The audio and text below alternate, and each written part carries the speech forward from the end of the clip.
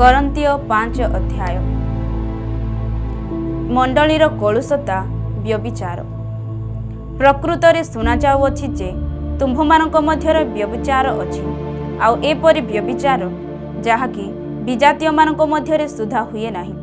ଏପରିକି ଜଣେ ଆପଣା ପିତାର ଭାର୍ଯ୍ୟାକୁ ରଖିଅଛି, ପୁଣି ଯେ ଏହି କର୍ମ କରିଅଛି ସେ ଯେପରି ତୁମ୍ଭମାନଙ୍କ ମଧ୍ୟରୁ ଦୂର କରାଯାଏ, ଏଥି ନିମନ୍ତେ ଶୋକାର୍ତ୍ତ ନ ହୋଇ ବରଂ କି ଗର୍ବ କରୁଅଛ। କିନ୍ତୁ ମୁଁ ଶରୀରରେ ଅନୁପସ୍ଥିତ ହେଲେ ସୁଦ୍ଧା ଆତ୍ମାରେ ଉପସ୍ଥିତ ଥାଇ ଯେ ଏହି ପ୍ରକାର କର୍ମ କରିଅଛି, ଉପସ୍ଥିତ ଥିଲା ପରେ ପ୍ରଭୁ ଯୀଶୁଙ୍କ ନାମରେ ତାହାର ବିଚାର କରି ସାରିଅଛି। ଅର୍ଥାତ୍ ତୁମ୍ଭେମାନେ ଓ ମୋହର ଆତ୍ମା ଆମ୍ଭମାନଙ୍କ ପ୍ରଭୁ ଯୀଶୁଙ୍କ ଶକ୍ତି ସହକାରେ ସମବେତ ହୋଇ ଏହା ସ୍ଥିର କରିଅଛୁ ଯେ ଏପରି ଲୋକକୁ ଶରୀରର ବିନାଶ ନିମନ୍ତେ ଶୟତାନର ହସ୍ତରେ ସମର୍ପଣ କରିବା ଉଚିତ, ଯେପରି ପ୍ରଭୁ ଯୀଶୁଙ୍କ ଦିନରେ ତାହାର ଆତ୍ମା ରକ୍ଷା ପାଇପାରେ। ତୁମ୍ଭମାନଙ୍କର ଏପରି ଗର୍ବ କରିବା ଭଲ ନୁହେଁ। ତୁମ୍ଭେମାନେ କି ଜାଣୁନାହିଁ ଯେ ଟିକିଏ ବୋଲି ଖମିର ସମସ୍ତ ମଇଦା ପିଣ୍ଡୁଳାକୁ ଖମିରମୟ କରିଦିଏ। ତୁମ୍ଭେମାନେ ତ ଖମିର ଶୂନ୍ୟ ଲୋକ, ଏଣୁ ଯେପରି ତୁମ୍ଭେମାନେ ନୂଆ ପିଣ୍ଡୁଳା ହୋଇପାର, ଏଥିପାଇଁ ପୁରୁଣା ଖମିର ବାହାର କରି ପକାଅ। କାରଣ ଆମ୍ଭମାନଙ୍କ ନିସ୍ତାର ପର୍ବର ମେଷଶାବକ ଅର୍ଥାତ୍ ଖ୍ରୀଷ୍ଟ ମଧ୍ୟ ବଳୀକୃତ ହୋଇଅଛନ୍ତି। ଅତଏବ ଆସ, ଆମ୍ଭେମାନେ ପୁରାତନ ଖମିର କିମ୍ବା ଦୁଷ୍ଟତା ଓ କୁକର୍ମ ରୂପ ଖମିର ଦ୍ୱାରା ପର୍ବ ପାଳନ ନ କରି ସରଳତା ଓ ସତ୍ୟରୂପ ଖମିର ଶୂନ୍ୟ ରୋଟି ଦ୍ୱାରା ପର୍ବ ପାଳନ କରୁ। ବ୍ୟଭିଚାରୀମାନଙ୍କ ସହିତ ସମ୍ପର୍କ ନ ରଖିବା ପାଇଁ ମୁଁ ତୁମ୍ଭମାନଙ୍କୁ ମୋହର ପତ୍ରରେ ଲେଖିଥିଲି। ଏହି ଜଗତର ବ୍ୟଭିଚାରୀ କି, ଧନଲୋଭୀ କି, ପରଦ୍ରବ୍ୟ ଲୁଣ୍ଠନକାରୀ କି, ପ୍ରତିମା ପୂଜକମାନଙ୍କ ସହିତ ଯେ ଆଦୌ ସମ୍ପର୍କ ନ ରଖିବା ତାହା ନୁହେଁ, ତାହେଲେ ତୁମ୍ଭମାନଙ୍କୁ ଜଗତକୁ ବାହାରି ଯିବାକୁ ପଡ଼ିବ। କିନ୍ତୁ ମୋହର ଲେଖିବାର ଭାବ ଏହା ଥିଲା ଯେ ଯଦି କୌଣସି ଲୋକ ଭ୍ରାତା ବୋଲି ଖ୍ୟାତ ହୋଇ ବ୍ୟଭିଚାରୀ କି, ଧନଲୋଭୀ କି, ପ୍ରତିମା ପୂଜକ କି, ନିନ୍ଦକ କି, ମତୁଆଳ କି, ପରଦ୍ରବ୍ୟ ଲୁଣ୍ଠନକାରୀ ହୁଏ, ତେବେ ଏପରି ଲୋକ ସହିତ ସମ୍ପର୍କ ରଖ ନାହିଁ, ପୁଣି ତାହା ସାଙ୍ଗରେ ଭୋଜନ ସୁଦ୍ଧା କର ନାହିଁ। କାରଣ ବାହାର ଲୋକମାନଙ୍କର ବିଚାର କରିବାରେ ମୋହର କ'ଣ ଅଛି? ଭିତରେ ଯେଉଁମାନେ ଅଛନ୍ତି ସେମାନଙ୍କ ବିଚାର କି ତୁମ୍ଭେମାନେ କର ନାହିଁ। କିନ୍ତୁ ଯେଉଁମାନେ ବାହାରେ ଅଛନ୍ତି ସେମାନଙ୍କ ବିଚାର ଈଶ୍ୱର କରିବେ। ସେହି ଦୁଷ୍ଟ ଲୋକକୁ ତୁମ୍ଭମାନଙ୍କ ମଧ୍ୟରୁ ବାହାର କରିଦିଅ। କରନ୍ତୀୟ 6 ଅଧ୍ୟାୟ। ଭାଇମାନଙ୍କ ବିରୁଦ୍ଧରେ ମକଦ୍ଦମା। ତୁମ୍ଭମାନଙ୍କ ମଧ୍ୟରୁ କାହାରି ଅନ୍ୟ ଜଣକ ବିରୁଦ୍ଧରେ କଥା ଥିଲେ ସେ କି ବିଚାର ନିମନ୍ତେ ସାଧୁମାନଙ୍କ ନିକଟକୁ ନ ଯାଇ ଅଧାର୍ମିକମାନଙ୍କ ନିକଟକୁ ଯିବା ପାଇଁ ସାହସ କରେ।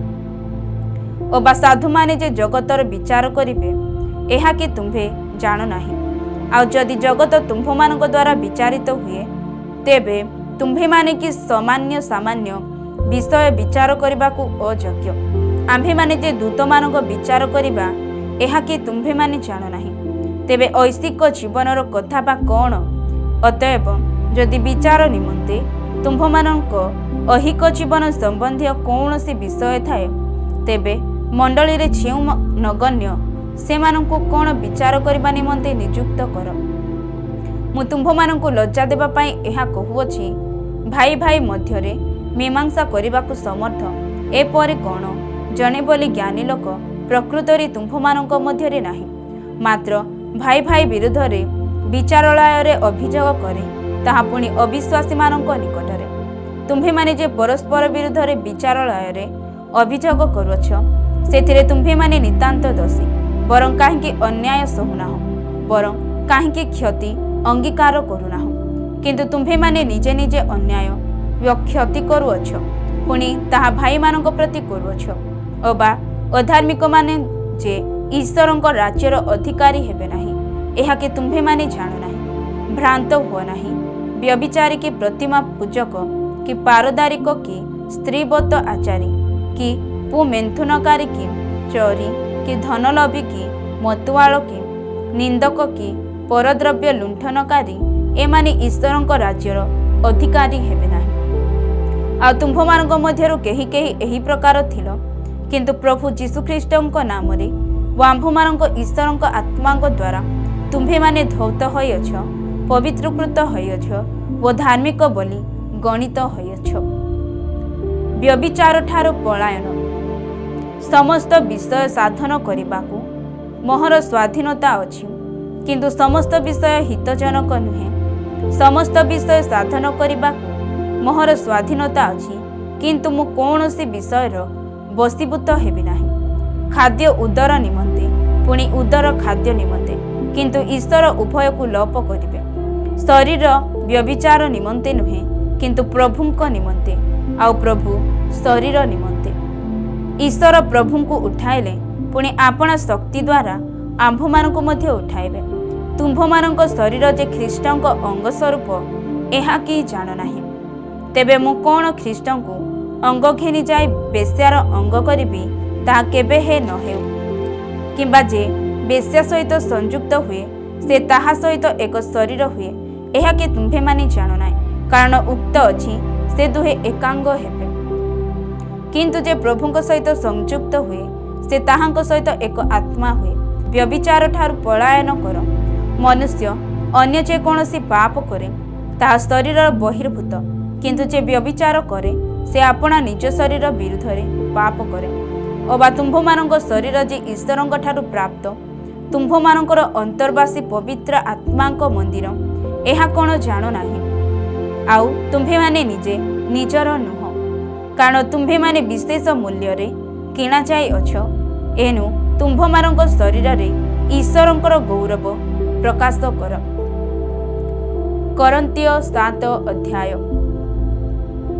ବିବାହ ସମ୍ପର୍କୀୟ ନିୟମ। ତୁମ୍ଭେମାନେ ଯେଉଁ ସବୁ ବିଷୟ ଲେଖିଅଛ, ସେହି ସବୁର ଉତ୍ତର ଏହି: ସ୍ତ୍ରୀ ଲୋକକୁ ସ୍ପର୍ଶ ନ କରିବା ପୁରୁଷ ପକ୍ଷରେ ଭଲ, କିନ୍ତୁ ବ୍ୟଭିଚାର ଭୟ ହେତୁ ପ୍ରତ୍ୟେକ ପୁରୁଷର ନିଜର ଭାର୍ଯ୍ୟା ଥାଉ, ଆଉ ପ୍ରତ୍ୟେକ ସ୍ତ୍ରୀର ନିଜର ସ୍ୱାମୀ ଥାଉ।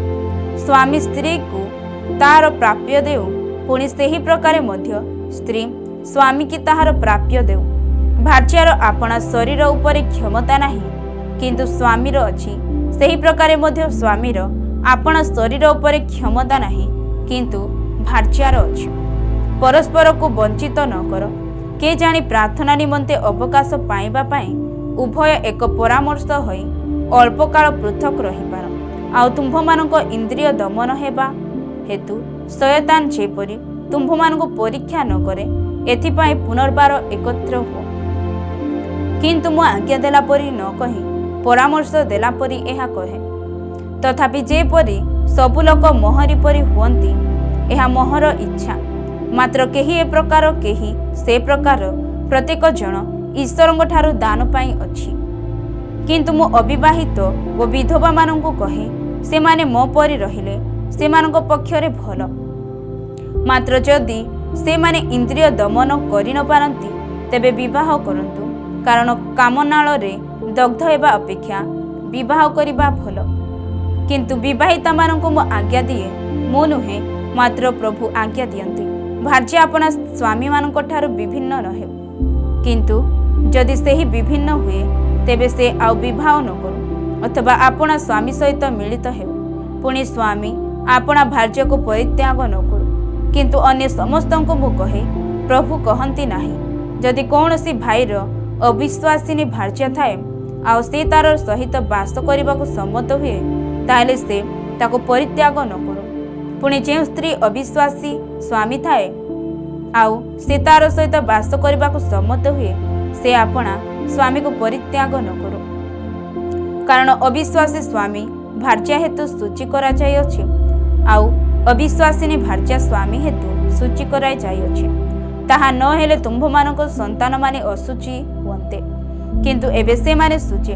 ତଥାପି ଯଦି ଅବିଶ୍ୱାସୀ ବିଭିନ୍ନ ହେବାକୁ ଇଚ୍ଛା କରେ, ତେବେ ସେ ବିଭିନ୍ନ ହେଉ।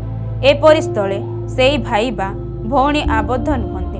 ଈଶ୍ୱର ତୁମ୍ଭମାନଙ୍କ ଶାନ୍ତିରେ ଆଚରଣ କରିବାକୁ ଆହ୍ୱାନ କରିଅଛନ୍ତି।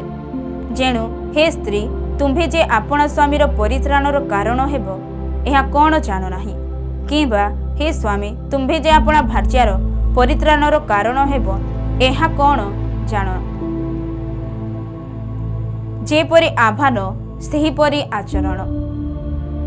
केवल प्रभु जहाकु जेपरि दान वितरण करियछंती ईश्वर प्रत्येकଙ୍କୁ ଯେଉଁ ଅବସ୍ଥାରେ ଆହ୍ୱାନ କରିଅଛନ୍ତି ସେ ସେହିପରି ଆଚରଣ କରୁ। ମୁଁ ସମସ୍ତ ମଣ୍ଡଳୀରେ ଏହି ପ୍ରକାର ଆଦେଶ ଦିଏ। କେହିକି ସୁନ୍ନତ ଅବସ୍ଥାରେ ଆହୁତ ହୋଇଅଛନ୍ତି ସେ ଅସୁନ୍ନତି ପରି ଦେଖାଯିବାକୁ ଚେଷ୍ଟା ନ କରୁ। କେହିକି ଅସୁନ୍ନତ ଅବସ୍ଥାରେ ଆହୁତ ହୋଇଅଛନ୍ତି ସେ ସୁନ୍ନତି ନ ହେଉ। ସୁନ୍ନତ କିଛି ନୁହେଁ ପୁଣି ଅସୁନ୍ନତ କିଛି ନୁହେଁ, କେବଳ ଈଶ୍ୱରଙ୍କର ଆଜ୍ଞା ପାଳନ ହିଁ ସାର। ପ୍ରତ୍ୟେକ ଜଣ ଯେଉଁ ଅବସ୍ଥାରେ ଆହୁତ ହୋଇଅଛି ସେ ସେଥିର ଥାଉ। ତୁମ୍ଭେ କି ଦାସ ହୋଇ ଆହୁତ ହୋଇଅଛ ଚିନ୍ତା କର ନାହିଁ, ମାତ୍ର ଯେବେ ମୁକ୍ତ ହୋଇପାର ତେବେ ବର ସୁଯୋଗ। ତୁମ୍ଭେ କି ଦାସ ହୋଇ ଆହୁତ ହୋଇଅଛ ଚିନ୍ତା କର ନାହିଁ, ମାତ୍ର ଯେବେ ମୁକ୍ତ ହୋଇପାର ତେବେ ବରଂ ସୁଯୋଗ ଅବଲମ୍ବନ କର। କାରଣ ଯେ ଦାସ ହୋଇ ପ୍ରଭୁଙ୍କଠାରେ ଆହୁତ ହୋଇଅଛି ସେ ପ୍ରଭୁଙ୍କ ମୁକ୍ତ ଲୋକ। ସେହି ପ୍ରକାରେ ଯେ ମୁକ୍ତ ହୋଇ ଆହୁତ ହୋଇଅଛି ସେ ଖ୍ରୀଷ୍ଟଙ୍କ ଦାସ। ତୁମ୍ଭେମାନେ ବିଶେଷ ମୂଲ୍ୟରେ କିଣାଯାଇଅଛ, ମନୁଷ୍ୟର ଦାସ ହୁଅ ନାହିଁ। ହେ ଭାଇମାନେ, ପ୍ରତ୍ୟେକ ଜଣ ଯେଉଁ ଅବସ୍ଥାରେ ଆହୁତ ହୋଇଅଛି ସେ ଈଶ୍ୱରଙ୍କ ସହଭାଗିତାରେ ସେହି ଅବସ୍ଥାରେ ଥାଉ।